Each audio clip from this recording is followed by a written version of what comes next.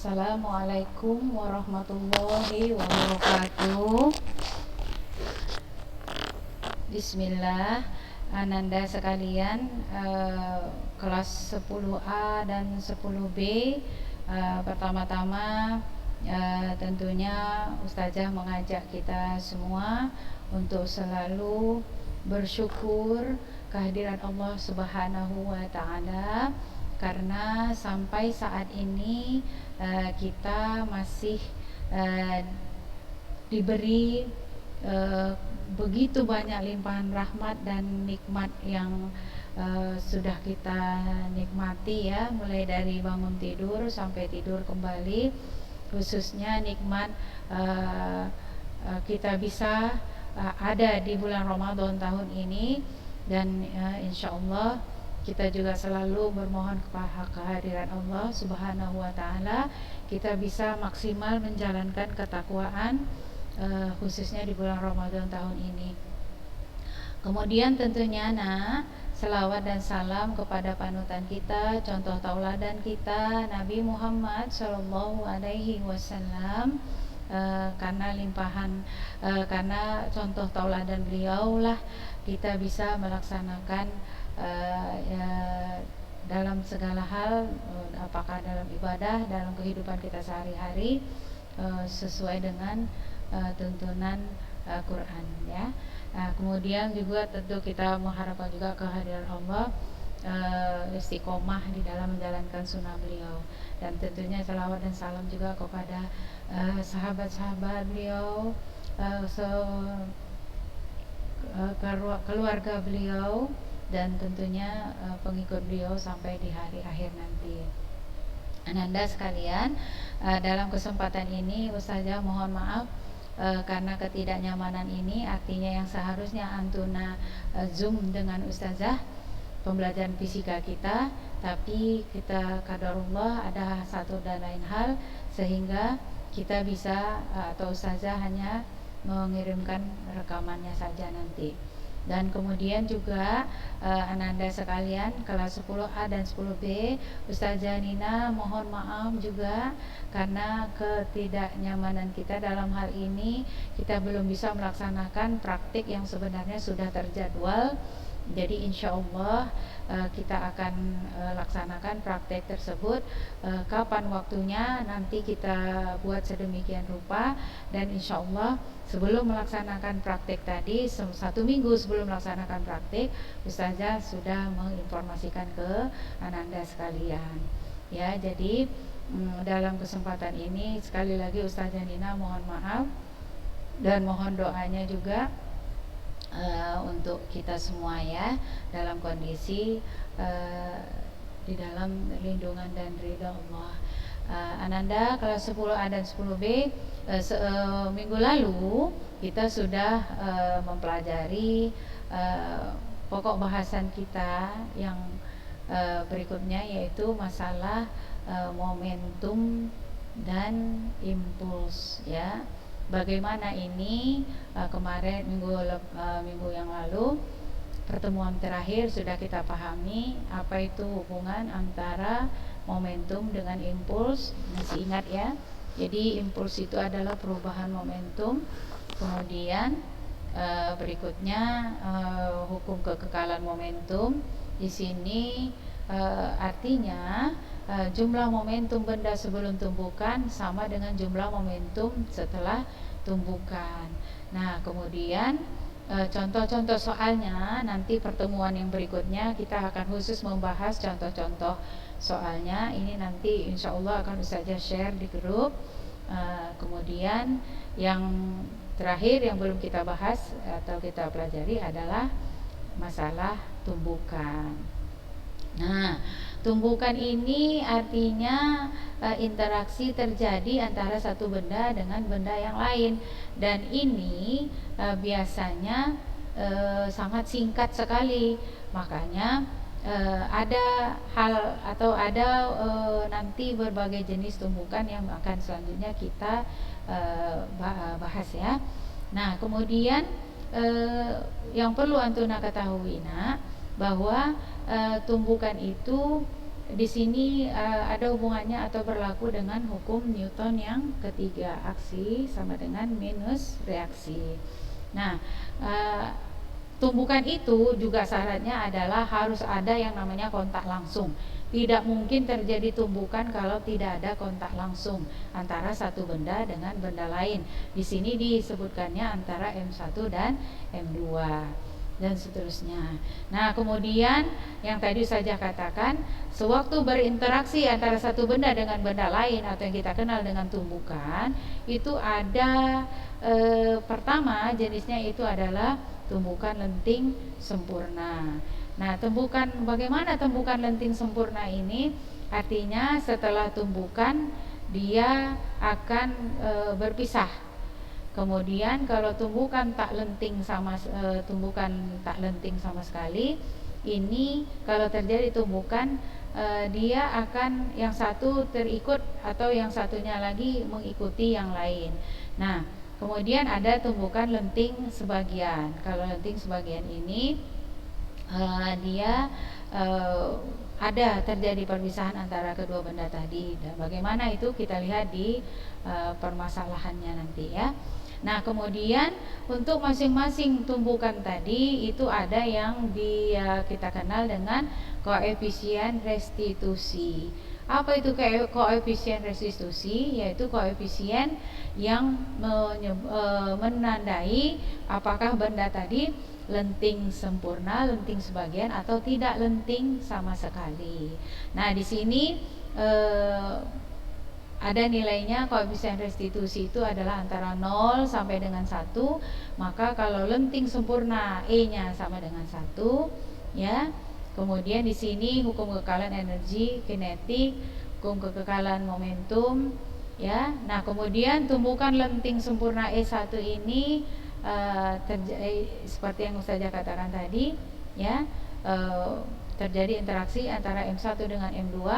Kemudian setelah terjadi tumbukan, keduanya berpisah dengan arah yang berbeda dengan arahnya semula. Jadi kalau F1 ke kanan mula-mula, F2 ke kiri. Setelah tumbukan, apa yang terjadi? F1 menjadi ke kiri, F2 menjadi ke kanan. Itulah dia lenting sempurna dengan koefisien restitusi sama dengan 1. Kemudian berikutnya, ini ada contoh soalnya nanti khusus ya, pertemuan berikutnya akan kita bahas. Kalau tumbukan tidak lenting sama sekali, itu koefisien restitusinya sama dengan 0. Artinya apa? Ya, di sini ya,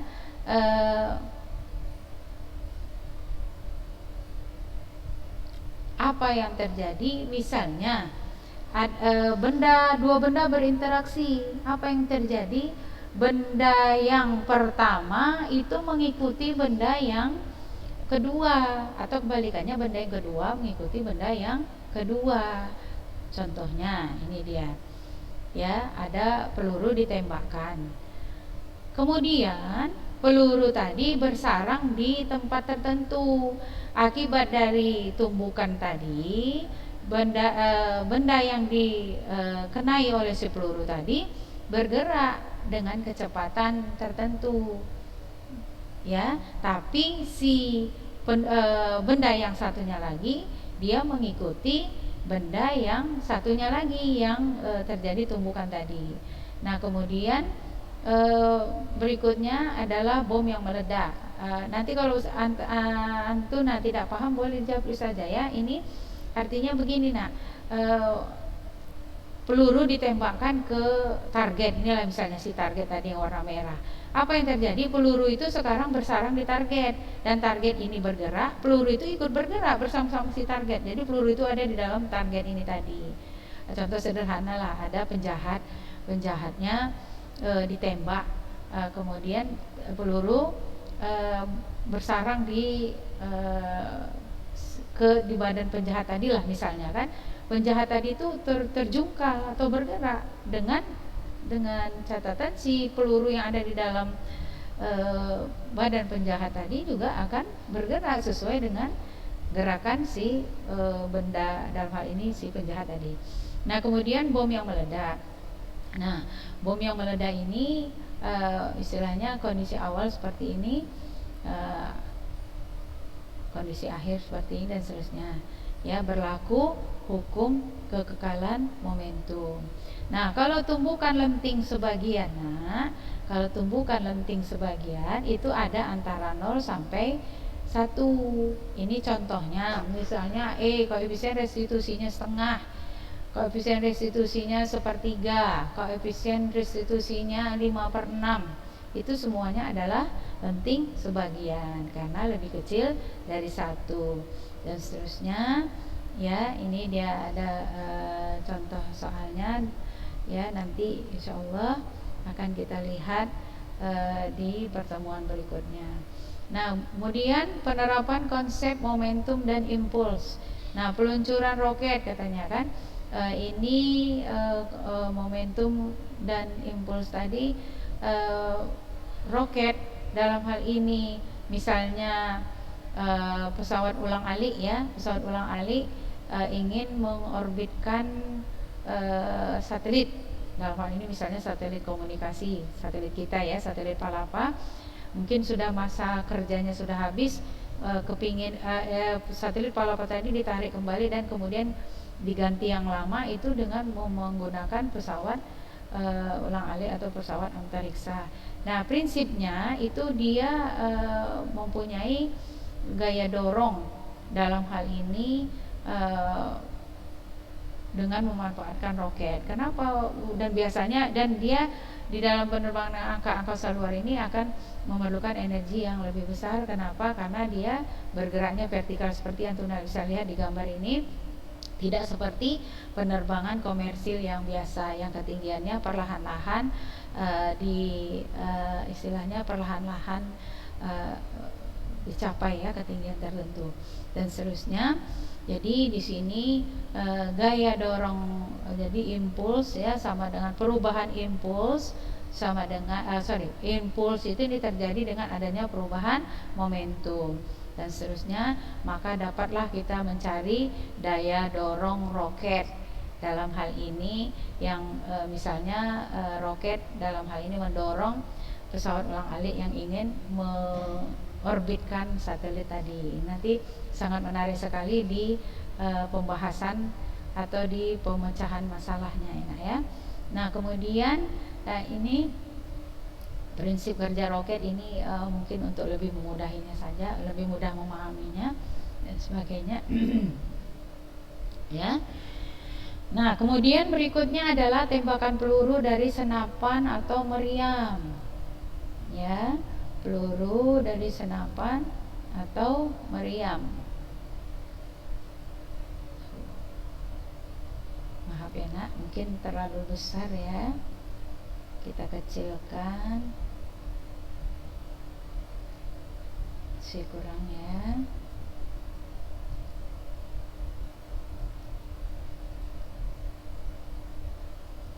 Ya, mungkin ya baru kelihatan bagus ya. Oke. Nah, jadi di sini penerapan konsep momentum dan impuls ini, tembakan peluru dan senapan meriam dan seterusnya ya dan sebagainya, ini nanti ceritanya banyak dan ini ada contoh soal dengan penyelesaiannya. Ini saja share insyaallah. Jadi di sini saja harapkan Antuna pahami sehingga nanti di dalam atau jumpa dengan persoalan atau masalah kita akan bisa menyelesaikan masalah tersebut. Dalam hal ini nanti seterusnya kalau ada Antuna mungkin yang berminat di bidang teknologi akan lebih lanjut mempelajari fisika ini, tentunya lebih dalam apa yang Antuna terima di SMA. Demikian, ini boleh nanti Ustazah share ya materinya. Kalau ada pertanyaan silahkan di Japri Ustazah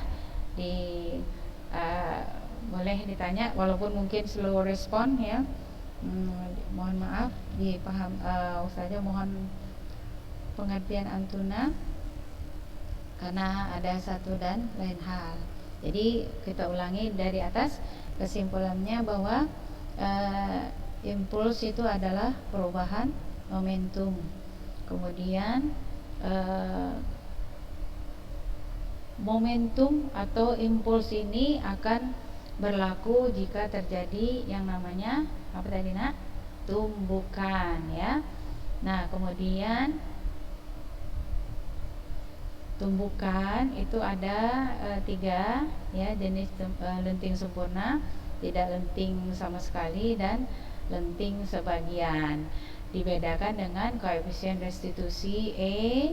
Dan kemudian juga di dalam kehidupan sehari-hari, apa itu contoh tumbukan lenting sempurna, tidak lenting, lenting sebagian, dan sebagainya. Nah, jadi untuk pertemuan berikutnya itu adalah kita khusus membahas soal-soal. Nanti Ustazah akan coba untuk mencari soal yang Antuna mungkin lebih paham atau lebih mudah memahami apa yang Ustazah sampaikan. Nah, kemudian tadi juga penerapannya khusus di peluncuran roket. Ini roket ini kalau Antuna bertanya-tanya apa ini, untuk apa dan sebagainya. Roket itu salah satu adalah pendorong dari penerbangan ke angkasa luar. Untuk apa Ustazah penerbangan ke angkasa luar? Penerbangan ke angkasa luar itu sangat banyak manfaatnya. Salah satunya adalah di dalam mengorbitkan satelit. Satelit apa? Banyak sekali sesuai dengan kegunaannya, terutama satelit komunikasi. Nah, kenapa perlu roket pendorong? Karena penerbangan ke angkasa luar ini istimewa. Dia mendaratnya itu vertikal, ya, bukan perlahan-lahan seperti pesawat komersil yang biasa. Dan akibatnya dia perlu energi yang lebih besar untuk untuk mengimbangi gravitasi bumi, sehingga dia perlu yang namanya roket pendorong. Dan roket pendorong ini ternyata apa sayang? Ya, dia adalah menerapkan konsep momentum. Berikutnya adalah impuls, ya. Nah, kemudian kemarin di buku Antuna bisa dilihat bab 9. Itu contohnya juga bagaimana seorang seorang pemain bola dengan ternyata dia memanfaatkan teori momentum dan impuls, walaupun mungkin ditanya pemain bola tadi tidak paham dia masalah momentum dan impuls, tapi rupanya di situ sudah terjadi yang namanya momentum dan impuls. Nah, kemudian juga boleh Antuna lihat di buku Antuna itu ada contoh di halaman 223, ya, di halaman 223. Ya, di sini mobil menabrak pohon, kemudian sampai mobil tadi menjadi berhenti dan sebagainya.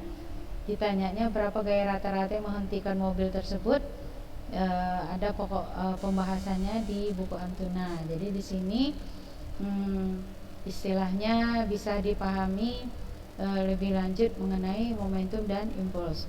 Nah, kemudian juga sebagai informasi, momentum dan dengan adanya konsep momentum dan impuls ini bisa misalnya ada fabrikasi kendaraan, dalam hal ini misalnya mobil, dengan mencobakan berinteraksi dengan tempat tertentu, atau misalnya dinding atau benda yang kekuatannya dibuat mereka bervariasi untuk uji coba ketahanan dari bodi mobil tadi, ya, atau bempernya mobil tadi, dan sebagainya. Jadi di banyak sekali contoh di buku Antuna itu. Jadi silahkan dibaca-baca. Nanti yang materi yang Ustazah sampaikan ini juga Ustazah insyaallah akan share. Kemudian nanti setelah pertemuan ini kita akan lihat beberapa contoh soal. Jadi mohon maaf sekali lagi Ananda kelas 10A dan 10B atas ketidaknyamanan ini yang seharusnya Zoom kita jadi rekaman seperti ini. Mohon maaf ya nak, Ustazah sekali lagi mohon maaf. Nah, untuk jadwal praktikum kita nanti Ustazah akan informasikan 1 minggu sebelum dilakukan. Kapan itu? Nanti kita cari waktu yang tepat. Sebelum kita akhiri, tak putus-putusnya kita selalu berdoa kehadirat Allah Subhanahu wa taala. Kita diizinkan, diberi kekuatan untuk menjalankan ketakwaan khususnya di bulan Ramadan tahun ini. Insyaallah sampailah umur kita nanti di akhir Ramadan dan ketemu di Ramadan yang berikutnya di tahun depan. Demikian dengan membaca hamdalah kita akhiri pertemuan kita ini. Alhamdulillahirabbil alamin. Dan untuk lebih berkah kita baca doa kafaratul majelis. Subhanakallahumma wa bihamdik asyhadu an la ilaha illa anta astaghfiruka wa atubu ilaik. Assalamualaikum warahmatullahi wabarakatuh.